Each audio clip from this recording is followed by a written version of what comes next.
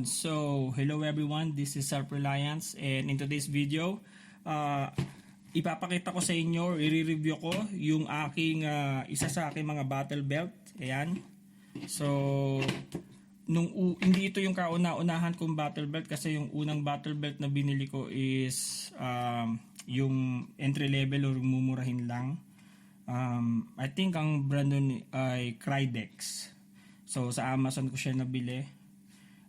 Masasabi ko na pwede na, matibay, pero syempre iba pa rin talaga yung I think pang airsoft kasi yun. So bumili talaga ako yung ginagamit talaga sa totoong barel. So ito, simulan natin sa inner belt. Ayan. Yan yung inner belt niya. So meron siyang mesh dito. The reason is para magkaroon siya ng small increments sa pantalon mo pag suot mo. Habang hinihigpitan mo yung outer belt, may tendency mag-fold siya ng ganyan. So, ayun, napakaganda ng adjustment niya. Ayan, napo-fold siya. Tapos matibay rin siya. Ayan. So, pagdating naman dito sa outer belt, ayan, naglagay ako ng dalawang magazine pouch para sa pistol and dalawang magazine pouch din para sa AR-15. So, itong brand na to is Crydex. Pero ang original neto na gumawa is yung G-Code, Scorpion ang tawag doon. Pero ito ang binili ko kasi parehas lang naman siya ng materials, nagkaiba lang kasi nung sa G-Code may nakalagay na USA. So, ayun. Pagdating naman dito, ito yung aking iPack. So, pang bleeding control lang to. Yung mismong medical kit ko ay nandun sa aking range bag. So, then, ito naman yung aking knife. Utility knife. It's a Kabar Tango Delta India TDI law enforcement version. Yan, yung mahaba siya. Tapos ginawan ko na lang din siya ng paraan para makabit ko siya sa molly. Kasi I think may hook lang siya na bakal. So gusto ko siyang ilagay doon sa molly nung belt. Kaya ginawan ko siya ng paraan. Kasi ito naman akin yung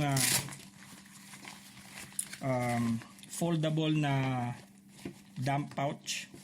Ayan, pagka nag-shooting kami, dito ko nilalagay yung mga empty magazine, tsaka yung mga bala, mga loose na bala, diyan ko nilalagay. Minsan cellphone, ayan, napaka handy niya.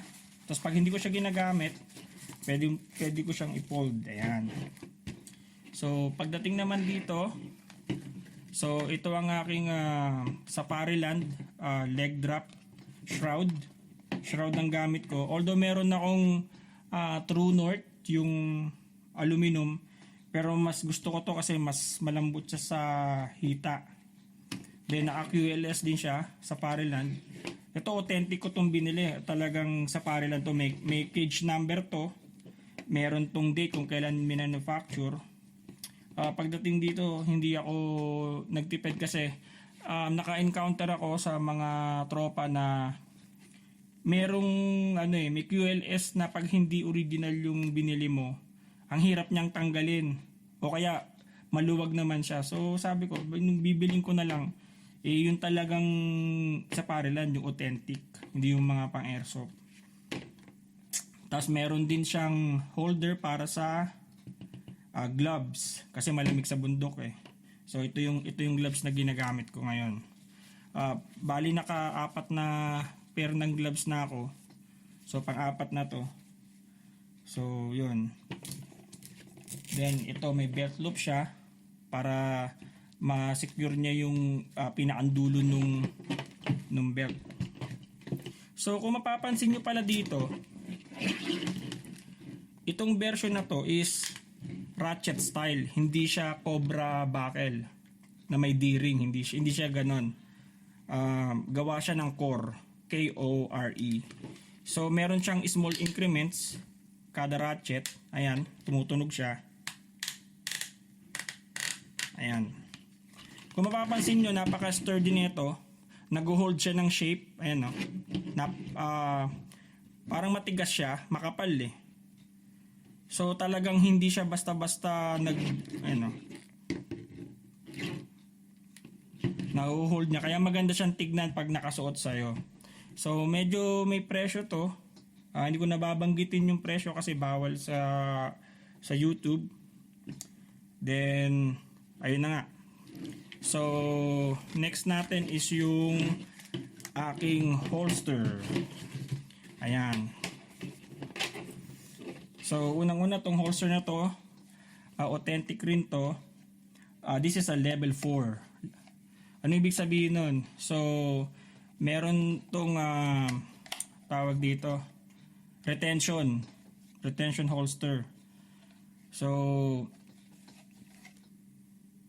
gawa rin to ng Safariland. Yan, original. Tapos naka QLS din siya na fork. Then ito yung barrel ko, Glock 47. Ayan na, clear. Ayan, clear siya. So papakita ko lang sa inyo. Maganda yung fitting nito para sa Glock eh. Actually, pangarap ko talaga magkaroon ng full size na Glock. Kasi ang Glock kong una kong binili ay yung Glock 19 Gen 5 na MOS. So medyo kasi malaki yung kamay ko at mahaba yung daliri. So medyo mahirap sa akin siya i-grip. Pero okay na rin tong 47 kasi crossover siya nung slide nung Glock 19. So anong ibig sabihin nun? So pwede kong gamitin dito yung slide ng Glock 19 para magmukhang Glock 45. Tapos yung slide naman netong Glock 47, pwede kong ilagay dun sa frame ng Glock 19 para magmukhang Glock 49. So yun. So ayan. So ito na siya ngayon. So malinis siya. Actually, ang dami nitong gas-gas, alikabok, nilinis ko lang siya. Ayan. Marami na rin siyang gas-gas, talagang nilinis ko lang siya. Dinetail ba? So ayan. So level 4 siya. So meron siyang switch dito. Ito. Tapos kailangan mong i-defeat yung hood. Ayan. Tapos meron ding cover yung kanyang red dot sight. Tapos kailangan mong, yung pang-apat, kailangan mong i-defeat din to, yung ALS. So 4 siya. So sa mga nagtatanong, parang hirap namang gamitin niya sa quick draw. So depende yung kasi kung sa training mo, kung nagtitraining ka. So ang ginagawa ko nito, pagka nagtitraining ako, hindi ko na siya nilalak. Nakaganto lang siya. Or hindi ko na nilalak yung pinakang level 4 niya dito. Ganyan lang. Para pagpindot ko pagbaba ko nung hood, ALS na agad yung mahawakan ko. Diretso na siya agad. So, ganoon lang kasimple. Ayan. So, sana na-inspired ko kayo, nabigyan ko kayo ng idea. Hindi ko sinasabi na kailangan bumili kayo ng mga branded. Kung magkano ang budget nyo, kung nag-work yung para sa inyo, ang importante nagtitraining kayo. Ayan.